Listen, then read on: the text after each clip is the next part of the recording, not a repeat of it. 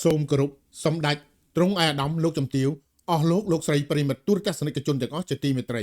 ខ្ញុំបាទយុបវណ្ណៈសូមស្វាគមន៍មកកាន់ទូរទស្សន៍សម្លេងកម្ពុជា VOC TV យើងខ្ញុំដែលផ្សាយចេញពីរដ្ឋកាលីហ្វ័រញ៉ាសហរដ្ឋអាមេរិកដំណឹងល្អបំផុតសម្រាប់ប្រទេសកម្ពុជាយើងអង្គការសហប្រជាជាតិគឺបានសម្រេចចាត់ធ្វើការដាក់ពង្រាយកងទ័ពយោធានៅតាមបណ្ដោយខ្សែព្រំដែនខេត្តកម្ពុជាដើម្បីរក្សាសន្តិសុខនិងសន្តិភាពជូនកម្ពុជាហើយ UN អង្គការសហប្រជាជាតិបានចេញបង្គាប់ឲ្យខាងសៀមធ្វើការដោះលែងយោធាទាំង18រូបរបស់កម្ពុជាដែលសៀមចាប់យកទៅក្រោយពីការចុះអនុសញ្ញាពីបទជប់បាញ់កាលពីថ្ងៃទី28ខែកក្កដាឆ្នាំ2025នៅទីក្រុងកូឡាឡាំពូកន្លងទៅជាបន្ទាន់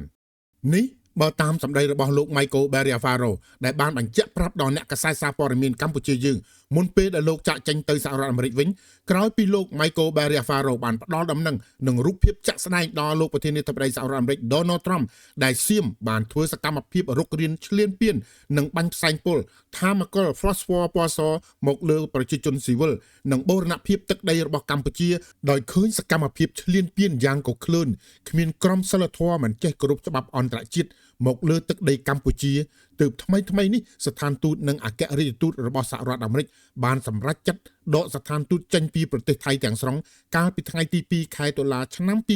2025ហើយថ្មីនេះស្ថានទូតចិនប្រចាំទីក្រុងបាងកកនៅថ្ងៃទី2ខែតុលាឆ្នាំ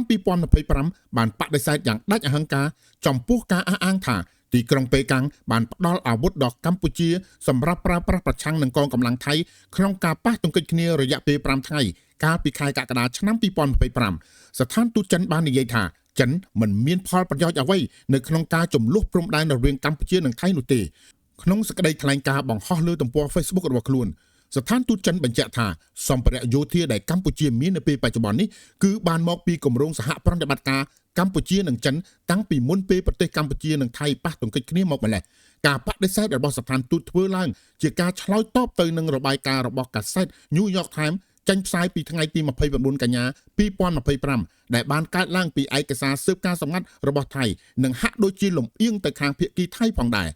កាសែតនេះបញ្ជាក់ថាចិនបានផ្គត់ផ្គង់អាវុធដល់កម្ពុជាតាមរយៈយន្តហោះយោធានៅមុនពេលការប្រយុទ្ធគ្នាផ្ទុះឡើងនៅថ្ងៃទី24ដល់ថ្ងៃទី28ខែកក្កដាឆ្នាំ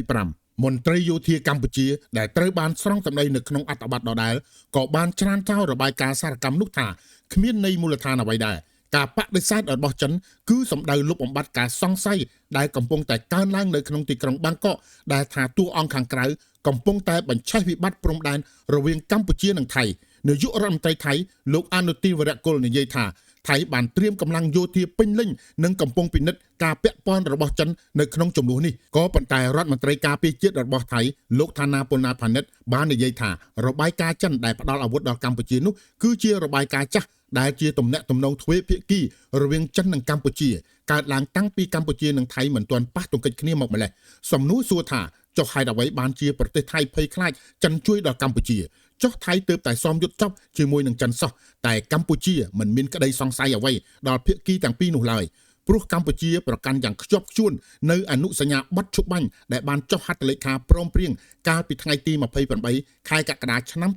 2025នៅទីក្រុងកូឡាឡាំពូអ្វីដែលគួរឲ្យកត់សម្គាល់នៅក្នុងមហាសន្និបាតសម្ដេចមហាធិការធិបតីខួនសូដារីប្រធានរដ្ឋសភាបានថ្លែងការណ៍ក្នុងកិច្ចប្រជុំពេញអង្គលើកទី1ដោយបានអំពាវនាវកុំឲ្យប្រើច្បាប់ព្រៃនិងអនុវត្តច្បាប់អាញាសឹកនៅក្រៅដែនដីរបស់ខ្លួនដែលជាការរំលោភបំពានលើអធិបតេយ្យភាពនិងបូរណភាពទឹកដីរបស់ប្រទេសដទៃទោះបីបទឈប់បាញ់បានចូលជាធរមានតាំងពីថ្ងៃទី28ខែកក្កដាឆ្នាំ2025មានភាពផុយស្រួយដោយសារភាគីថៃរំលោភបំពានជាបន្តបន្ទាប់កម្ពុជាជំរុញឲ្យបង្កើតអ្នកសង្កេតការណ៍អាស៊ាន AOT និងបង្រាយនៅទីតាំងកើតហេតុឲ្យបានឆាប់រហ័សសូមអំពាវនាវដល់អន្តរជាតិចូលរួមតាមដានបទឈប់បាញ់ឲ្យមានការអនុវត្តបានពេញលេញសម្ដៅធានាការពារសុខសន្តិភាពស្ថិរភាពនិងសុវត្ថិភាពដែលមិនត្រឹមតែបម្រើផលប្រយោជន៍ឲ្យពលរដ្ឋប្រទេសទាំងពីរប៉ុណ្ណោះទេតែធានាការពារសុខសន្តិភាពក្នុងតំបន់និងសកលលោកទាំងមូលផងដែរការអំពាវនាវរកសន្តិភាពរបស់ប្រជាពលរដ្ឋខ្មែរទាំងក្នុងនិងក្រៅប្រទេសឥឡូវនេះបានលើទៅដល់ឆាកអន្តរជាតិតាមរយៈមហាសន្និបាត AIPA លើកទី46នៅទីក្រុងកូឡាឡាំពូនិងនៅក្នុងមហាសន្និបាតអង្គការសហប្រជាជាតិលើកទី80នៅទីក្រុងញូវយ៉កសហរដ្ឋអាមេរិក UN and UNSC កាលពីថ្ងៃទី23ដល់ថ្ងៃទី27និង29ខែកញ្ញា2025ជាពិសេសលោកប្រធានាធិបតីសហរដ្ឋអាមេរិក Donald Trump បានចូលរួមដឹងនឹងលឺឲ្យបានប្រមានឲ្យភាគីថៃគោរពនៅបទជប់បាញ់ឲ្យបានពេញលេញជាធរមានរហូតដល់មានការកោះប្រជុំពិសេស3+1ជាមួយនឹងសហរដ្ឋអាមេរិកកម្ពុជានិងថៃនៅក្នុងកិច្ចប្រជុំនេះសហរដ្ឋអាមេរិកបានសង្កត់យ៉ាងធ្ងន់រហូតដល់ថៃងើបមុខមិនរួចរកនិយាយអ្វីក៏មិនចេញនៅលើឆាកអន្តរជាតិដោយក្តីអាម៉ាស់មុខយ៉ាងខ្លាំងក្នុងការឈ្លានពានទឹកដីកម្ពុជាសង្គ្រាមការទូតរវាងកម្ពុជានិងថៃនៅតែបន្តលើឆាកអន្តរជាតិដរាបណាភាគីថៃនៅតែកក្លឿនរុកទន្ទ្រានបំពេញឈ្លានពានមកលើបូរណភាពអធិបតេយ្យភាពទឹកដីរបស់កម្ពុជាបន្តទៅទៀតកម្ពុជានៅតែបន្តរកដំណោះស្រាយដោយសន្តិវិធីលើឆាកអន្តរជាតិ ICJ UN UNSC and ICC រហូតដល់ភាគីថៃហ៊ានចូលទៅតុលាការយុត្តិធម៌អន្តរជាតិ ICJ ទាំងអស់គ្នាហើយយើងយល់ព្រមទទួលស្គាល់នៅសេចក្តីសម្រេចតាមសាលតិកាសាលក្រមរបស់តុលាការយុត្តិធម៌អន្តរជាតិ ICJ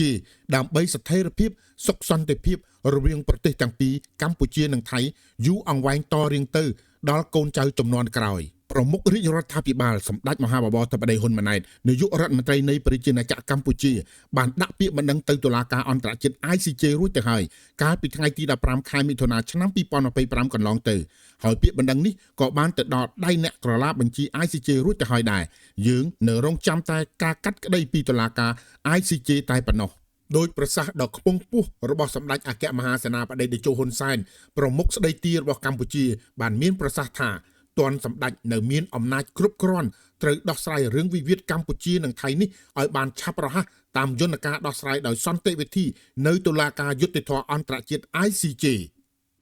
សូមអរគុណទូរទស្សនិកជនទាំងអស់ដែលកំពុងតែតាមដានទស្សនាទូរទស្សន៍សម្លេងកម្ពុជា VOC TV យើងខ្ញុំដែលផ្សាយចេញពីរដ្ឋកាលីហ្វ័រញ៉ាសហរដ្ឋអាមេរិក